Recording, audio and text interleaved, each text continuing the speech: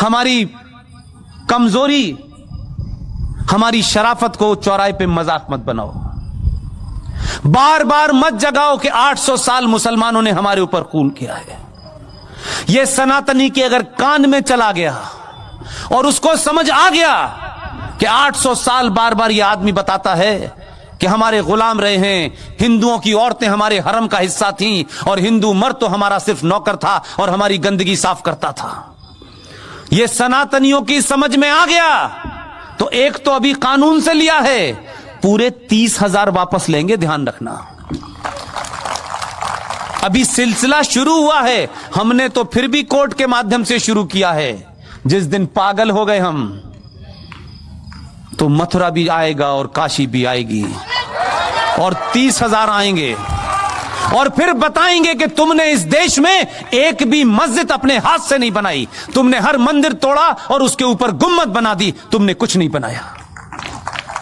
अगर तुम्हारा Islamic architecture नाम का कोई फ्रॉड था तो भाई मुझे बताइए, सऊदी अरब में कितने ताजमहल बने हैं, कितनी कुतुब मीनार बनी हैं? झूठे मक्कारों, किसी के मकान पे कब्जा करके नेम प्लेट लगाने से तुम्हारा मकान नहीं हो जाता। अगर इतना ही आर्किटेक्चर था तो कुछ दिखाई देता ना हमें। तुम जिन जगहों का हवाला देते हो, ईरान 77 से पहले क्या था, तुमने क्या बना दिया? और तुम्हारी तो ख्वाहिशात भी बड़ी अजीब और गरीब हैं। तुम इस देश से यहूदियों को समाप्त करना चाहते हो, वो शैतान है तुम्हारी निगाह में। काफिरों को खत्म करना चाहते हो, वो भी शैतान है तुम्हारी निगाह में। लेकिन मूर्खों, तुम्हें यहूदी की बनाई AK-47 से ही समाप्त करोगे उसे? तुमसे कुछ नहीं बनाया गया अभी तक। तुम कट्टा बना सकते हो, चाकू बना सकते हो। उसी काफिर के हथियार और उसी यहूदी के हथियार से तेल निकला, तब तुम्हें पता चला कि यहां तेल है, नहीं तो तुम्हारे लिए चंदा हो रहा था पूरी दुनिया से। तुम तो इतने एहसान फरामोश हो कि जिन्होंने तुम्हें कपड़े पहनना सिखाया, जिनकी वजह से पूरी दुनिया में आज ये कहते हो कि हम बहुत ताकतवर हैं, जिनकी बुनियाद पे हो आज भी वो टैप बंद कर दें तो टैप खोलना नहीं आता तुम्हें।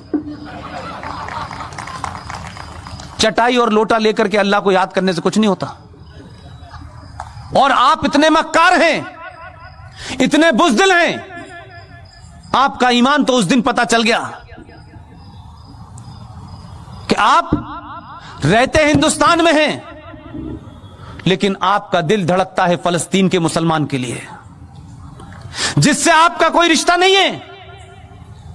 लेकिन अगर फलस्तीन के मुसलमान के लिए भारत की सरकारों पे दबाव बनाया जाए कि साहब फलस्तीन के हकों की, उनके मानव अधिकारों का हनन हो रहा है, तो हम इजराइल से संबंध नहीं रखना चाहिए।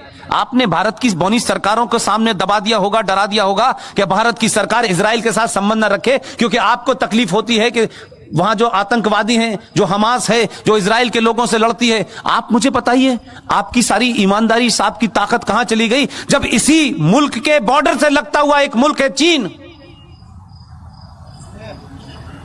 उसने कहा दाढ़ी आधी, पजामा नीचे, अजान बंद, मस्जिद खत्म, रोजा आधा और मोहम्मद का नाम रखा तो ऊपर। कितने मक्कार मुसलमान हैं, ये जोकर नहीं जाता कभी। ये कहे हिंदुस्तान में खड़े होकर के कि ईरान के अंदर, चाइना के अंदर मुसलमानों के साथ बड़ी नाइंसाफी हो रही है, यहां से कहोगे यहीं से उठवा लेगा वो। एक लफ्ज नहीं बोले। आपको जवाब देना आना चाहिए।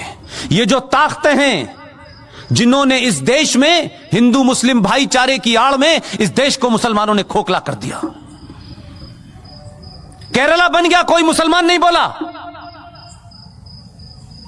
एक अखलाक के साथ चंद गुंडों ने, चंद बदमाशों ने, चंद बेवकूफ लोगों ने र्यूमर के चलते या किसी गलत फहमी के चलते या थोड़ी देर के लिए मान लें किसी सही फहमी के चलते भी उसकी हत्या कर दी। इस देश की मेजॉरिटी ने कहा यह गलत है, उसको सजा हुई, वो जेल में है। बेईमान मुसलमानों, मक्कार कितने बौने और कितने छोटे हो तुमने क्या किया?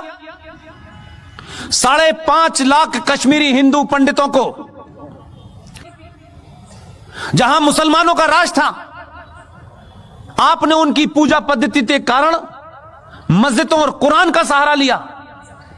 5.5 लाख कश्मीरी हिंदू पंडितों को अपनी ही धरती से मार के भगा दिया।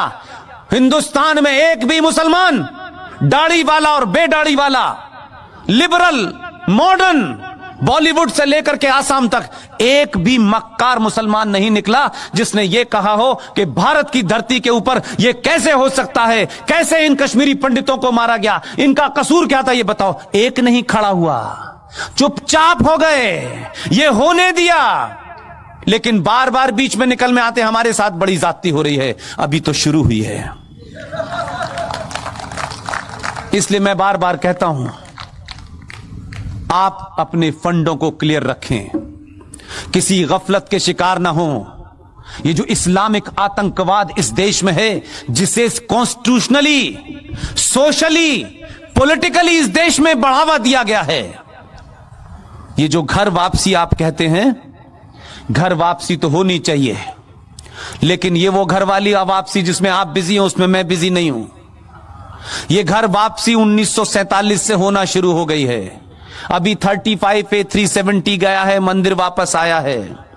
अभी काशी भी लेना है, मथुरा भी लेना है। इसके बाद में यूनिफॉर्म सिविल कोड भी आना है। इसके बाद में एंटी कन्वर्जन भी आना है कि जिनकी किताब ये कहती है कन्वर्ट करो, उनका दिल भर जाए। इस बार इतना कन्वर्ट करेंगे, चिंता मत कीजिएगा। इसलिए आने वाले दिनों में बहुत सारे बिल तैयार हैं। इसलिए मैंने आपसे कहा, चुनाव के हार जीत से कोई फर्क नहीं पड़ता है। चुनाव हार जाएं, लेकिन राष्ट्र नहीं हारना चाहिए। आप सब लोगों ने मेरी बातचीत सुनी और आखिर में सिर्फ इतना ही कहता हूं, सनातन के परिवार का हाथ पकड़ लीजिए, दुनिया में किसी के पैर छूने की हिम्मत जरूरत नहीं पड़ेगी। बहुत बहुत शुक्रिया, थैंक यू वेरी मच।